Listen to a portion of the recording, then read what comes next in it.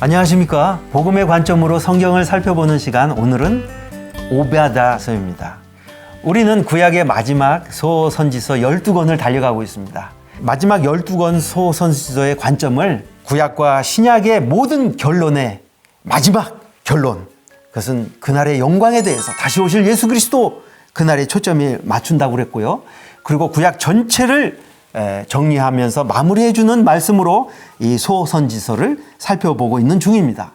자, 그러면 하나님께서 이 오베다를 통해서 우리에게 주시고자 하시는 그날에 대한 메시지와 그리고 구약 전체를 어떻게 요약을 해주시고 있는지 그 관점으로 살펴보고자 했는데, 오베다는 구약에서 가장 짧은 한 장으로 이루어지고 있다는 것입니다. 자, 우리 구약 전체의 역사를 어떻게 한 장으로 주님이 요약해서 설명해 주고 계시는지 궁금하시지 않습니까? 자, 이렇게 우리는 구약 전체를 주님이 이렇게 우리가 알기 쉽게 딱 한 구절로 요약해 주는 것을 우리는 볼 수 있습니다. 예를 들어서 이 율법의 이 수백 가지 되는 하나님의 모든 율법을 예수님께서는 딱 한 절로 말씀해 주시지 않았습니까? 그것은 하나님을 마음과 뜻과 힘을 다해서 사랑하고 내 이웃을 내 몸같이 사랑하라. 이 안에 모든 계명을 다 포함시킨 것처럼, 이 마찬가지로 하나님께서는 이 구약 전체라고 한다면은 창세기로부터 시작해가지고 전체 이스라엘의 모든 역사를 한 장으로 주님께서 딱 표현해 주시고 계시는 그 관점이 있다는 것입니다. 그것을 우리는 살펴보고자 하는데요. 이 오베다는 에돔에 관한 예언으로 기록되어 있다는 것입니다. 에돔 하면은 에서의 후손 아니겠습니까? 이스라엘의 역사도 아닌 에돔에 대해서 특별히 한 장을 할애해서 주님이 오베다를 기록하신 목적이 있다는 것입니다. 에서의 삶을 우리가 살펴볼 때 우리는 성경에서 항상 에서와 야곱이 서로 대조되어서 기록하고 있다는 사실에 주목해야 한다는 것입니다. 에서와 야곱은 이삭과 리브가의 사이에서 태어난 쌍둥이 형과 동생이라는 것입니다. 그러니까 이삭과 리브가에서 태어난 쌍둥이인데, 그래서 이스라엘의 그 이웃나라 국가 중에서 가장 가까운 친척 국가가 많았는데 그 중에서도 가장 가까운 형제 국가인 것입니다. 그런데 에서와 야곱의 인생이 완전히 평행선으로 이렇게 대조가 된 것처럼, 그리고 에서의 후손인 에돔과 이 야곱의 후손인 이스라엘의 운명이 영원히 갈리게 되는, 이렇게, 그래서 이 성경에서 항상 이 에서와 야곱 그리고 에돔과 이스라엘을 대조해서 기록하고 있는 사실을 우리는 볼 수 있습니다. 예를 들어서 에스겔서에서는 이 에서와 야곱을 대조하여서 에서의 산, 이스라엘의 산, 이렇게 대조를 하고 있습니다. 그리고 창세기에도 에돔의 족보가 특별히 따로 기록이 되는 것을 보면 성경 곳곳에 에돔과 이스라엘을 비교하여서 대조하여서 우리는 보여주고 있습니다.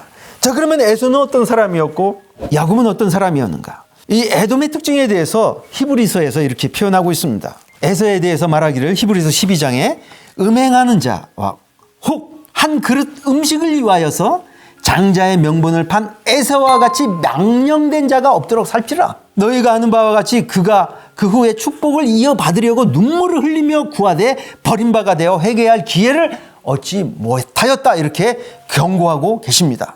자, 한 그릇 음식은 세상에 보여지고 만져지고 느껴지고 냄새가 맡겨지는, 그냥 손으로 감각되어지는 것을 말하죠. 장자의 명분은 영적인 하나님의 축복, 보여지고 만져지지는 않지만 그러나 실지 않은 영적인 것에 속하는 것입니다. 자, 에서의 특징이 뭐냐면은 이 세상에 육적인 모습으로 드러나고 있는, 영적인 것에 대해서는 관심도 없고 알지도 못하는 그런 자로 소개되어 있다는 것입니다. 자, 이 창세기에 보면은 이 아브라함의 축복을 걷어차버린 에서에 대해서 이렇게 소개되어 있는데요. 아브라함과 이삭과 그리고 야곱과 에서가 한 장막 안에서 같이 살았던 때가 있습니다. 아브라함이 175살을 살았고 이삭이 60세에 쌍둥이를 낳기 때문에 15년간을 이 3대가 한 장막에서 살았다는 것입니다. 야곱과 에서가 15살 될 때까지 한 장막 안에서 이 에서가 이 아브라함의 축복, 장자의 명분을 모를 리가 없었을 텐데 에서에게 있어서는 이 축복이 그대에게는 실제가 된 적이 없었다는 것입니다.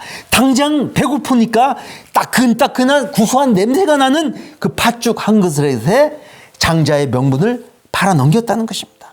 육에 속한 자로 소개되어 있고 야곱은 영에 속한 자로 여기서 소개되어 있다는 것입니다. 자, 이것은 에서 편에서의 그의 자발적인 선택이었고, 그러면 하나님 편에서는 어떻게 소개되어 있냐면은 로마서에 보면은 이거 하나님의 절대적인 주권을 말씀하고 계십니다. 로마서 9장에 보면은 그뿐 아니라 또한 리브가가 우리 조상 이삭 한 사람으로 말미암아 임신하였는데 그 자식들이 아직 나지도 아니하고 무슨 선이나 악을 행하지 아니하였대. 택하심을 따라되는 하나님의 뜻대로 말미암아 행위로 되지 아니하였다는 것이죠. 오직 부르시는 이로 말미암아 서게 하였다.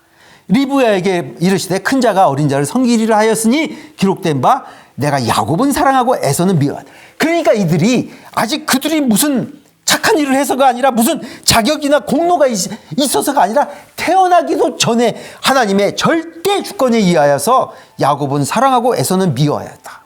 자, 이렇게 우리는 다 이해는 할 수 없지만은 에서 편에서는 그의 자발적인 선택의 결과로서, 그리고 하나님 편에서는 하나님의 그 절대 주권 안에서 두 민족, 이 두 민족은 이제 모든 열방을 대표해서 이 두 민족을 말하는 것이죠. 이 영에 속한 하나님에게 택함을 받은 하나님께 속한 민족이요, 그리고 하나님을 떠난 육에 속한 민족으로 이렇게 대표성을 가진 민족으로 이스라엘과 에돔이 소개되어 있기 때문에 여기 특별히 에돔을 향한 예언이 한 민족을 위한 예언이라기보다는 이렇게 하나님을 떠난 이 하나님을 대적한 세상을 향한 하나님의 심판이라고 표현할 수가 있겠습니다.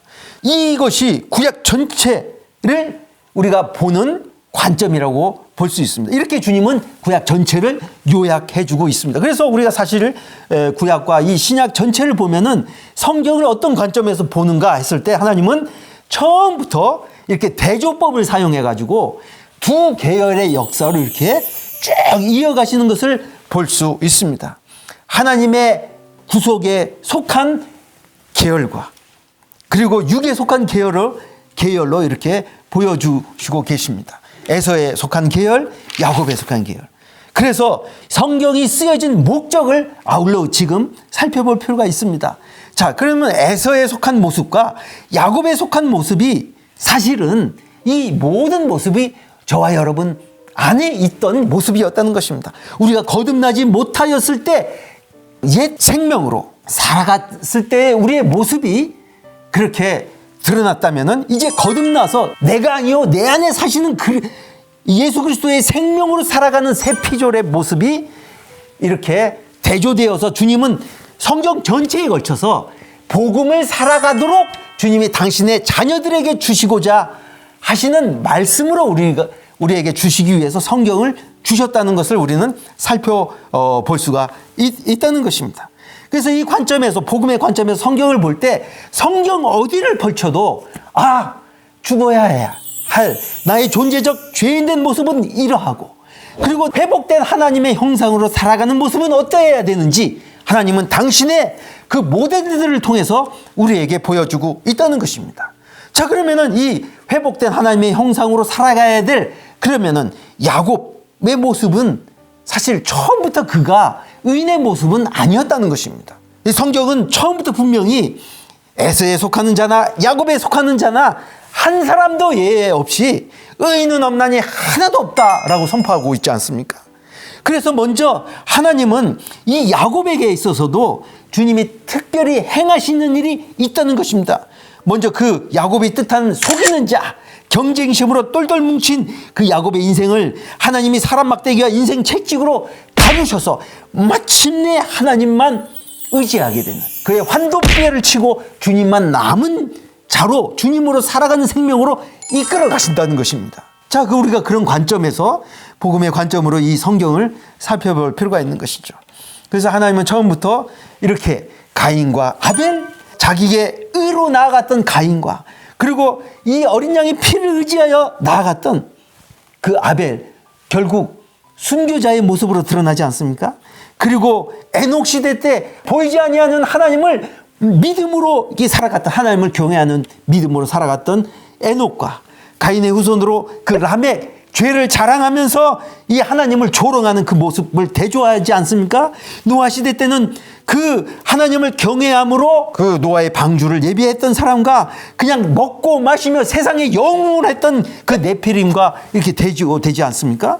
그리고 아브라함을 이야기를 이끌어 가실 때는 하나님은 그 롯과 대조하여서 부르심을 함께 가지고 떠났지만은 결정적인 순간에 보이지 않는 약속을 저버리고 보여있는 소돔과 고모라를 택한 롯과 이렇게 대조하지 않습니까? 그리고 이스마엘과 이삭, 인간의 방법으로 얻은 자식과 그리고 약속의 자녀로 낳은 이 이삭과 이삭의 생애가 말씀하실 때는 이스마엘과 대조해서 주님이 말씀하시고, 이렇게 쭉 성경은 마지막에 이제 모세, 하나님의 절대 주권 앞에 서 있는 그 모세와 하나님의 절대적인 주권 앞에 더욱 완악해진 그 바로의 모습으로 말씀하시고, 그리고 하나님의 그 왕되심을 인정하며 순종하는 그 다윗의 모습을 기록할 때는 그 하나님의 주권을 인정하지 아니하고 자기가 왕되어 살아간 사울과 이렇게 대조해서 보여주시지 않습니까? 신약도 마찬가지죠. 베드로와 가룟 유다를 대조하면서 동일한 실패지만은 자기 의로 결국은 자살을 택한 이 가룟 유다와 자신의 인생의 파산을 선포하고 주님 앞에 엎어졌던 베드로의 인생으로 통하여서 하나님은 우리의 모습 안에 이들의 모습 전체가 다 드러나고 있지 않습니까?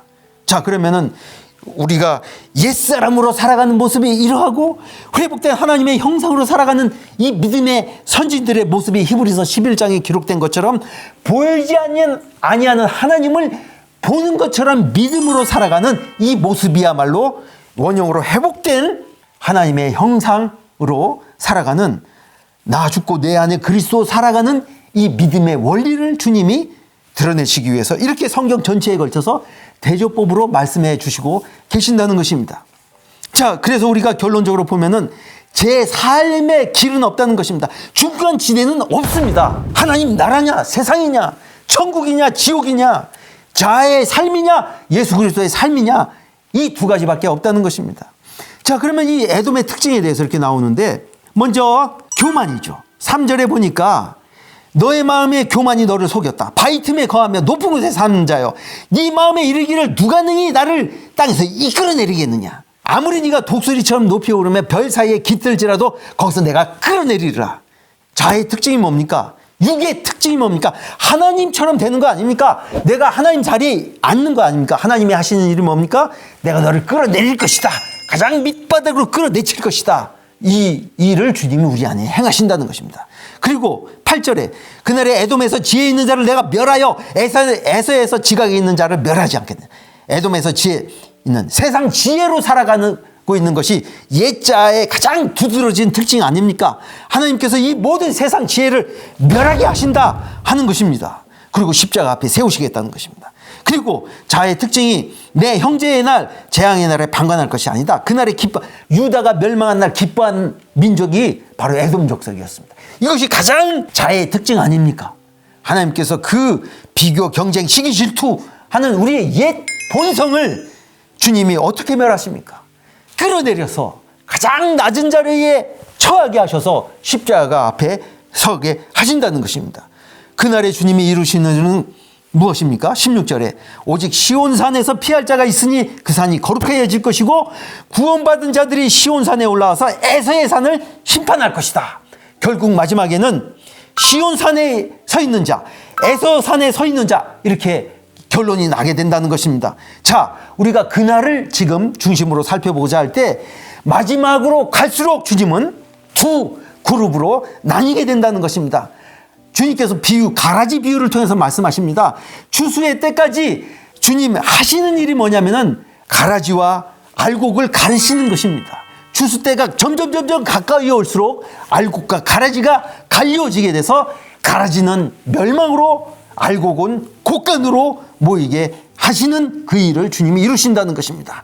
마지막 때 요한계시록처럼 우리는 결단을 해야 됩니다. 원튼 원치 않든 짐승의 표를 받아서 그 앞에 절을 하든지 아니면 어린 양의 인침을 받은 자로 순결한 어린 양을 따르는 자로 서야 될지, 우리는 하나님과 세상 사이에서 머뭇머뭇 그럴 수 없습니다. 나와 내 집은 여호와를 택하리라. 이 믿음만이, 다니엘의 세 친구의 그 믿음만이 이 마지막 때를 살아가는 유일한 길인 것을 주님은 오바다서를 통해서 우리에게 말씀해 주고 계십니다. 에서의 산에 서시겠습니까?